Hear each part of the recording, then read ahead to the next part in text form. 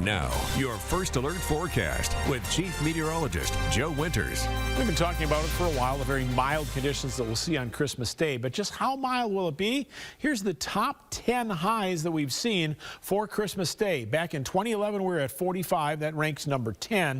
1994, we were at 47 degrees. 2019, we were at 59 degrees. That happens to be the record high for Christmas Day. So, of the top 10, where are we ranking? Well, right now, our forecast puts us at 54, similar to 1982. We'll see exactly where we fall in a couple of days, but as you can see, we'll be one of the warmest Christmas days on record. There's a look at your first alert. With warm weather does not come snow, but it comes rain, and we have an increasing chance of showers tomorrow. Now we're talking very light showers, mainly some sprinkles tomorrow. If you see some at all, it's going to develop as we head through the day into the afternoon hours, and then once it does develop, that chance will continue into Friday as well. It's in response to a warm front down to our south, that moisture flowing up and over, bringing us the clouds first. Then, as the disturbance rolls along that, we'll see some of those very isolated showers develop as well. Overnight tonight, clouds, they're with us now all the way through early next week.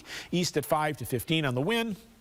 Upper 20s and lower 30s, 35 in Washington. Zonecast for tomorrow. Remember, our normal high is about 30 degrees. How about 41 in Guttenberg? Going to be warm as well in our northwest zone with 42 degrees in Shell Rock.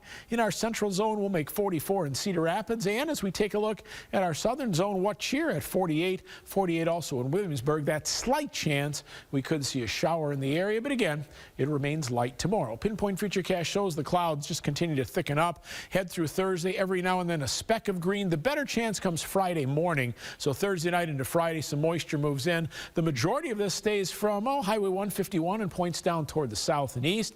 Then it moves out. Saturday at this point very quiet. Could have some fog we'll watch, especially during the morning hours. And then later on Saturday, we watch a storm system move out of the plains. This storm has more moisture, more energy with it, and that low is going to be closer to us. As a result, as that storm moves in Sunday for Christmas Eve morning, we'll start to see some rain in the area. That's Christmas Eve at 6 p.m. Some rain is around. It continues to push through the area for Christmas morning itself. Notice it stays green, all the form of rain, and as these disturbances move through, another shot of rain still with us as we head through Christmas Eve. Could see over an inch in some spots. Winds generally light. Sunday, Monday, though, for Christmas Eve and Christmas Day, we'll pick up the winds from the southeast or from the east. East wind on Monday for Christmas Day with some rain and clouds. It's going to be kind of a dreary Christmas, quite honestly, as it does move through the area. Let's take a look at our 9-day forecast. 44 tomorrow, 49, 54 degrees on Saturday with the warmth there, even for our overnight lows in the low to mid to upper 40s. We don't have any travel impacts other than rain.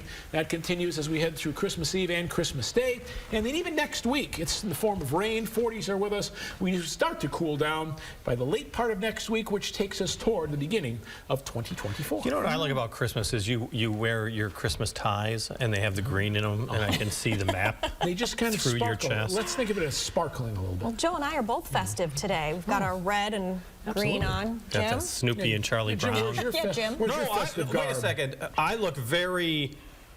I don't want to go there.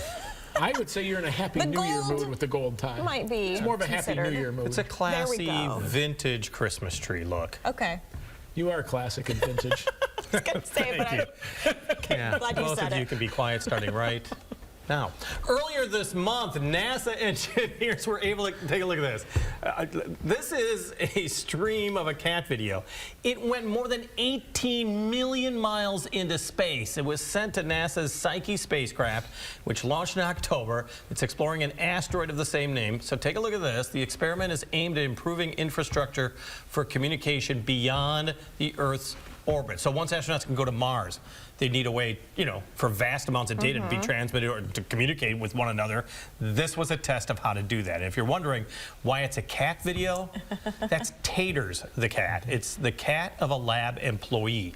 And the very first pictures on TV was beyond a test pattern, was a picture of an old animated cat. So NASA just kind of continued that with taters there. Taters. That's pretty awesome, though. That they can do that, is. and with that quality.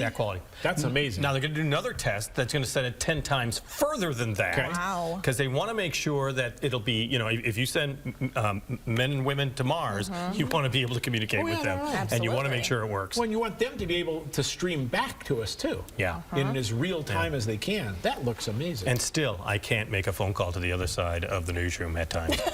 Well, that sounds like an operator issue. Well, anyone who owes back tax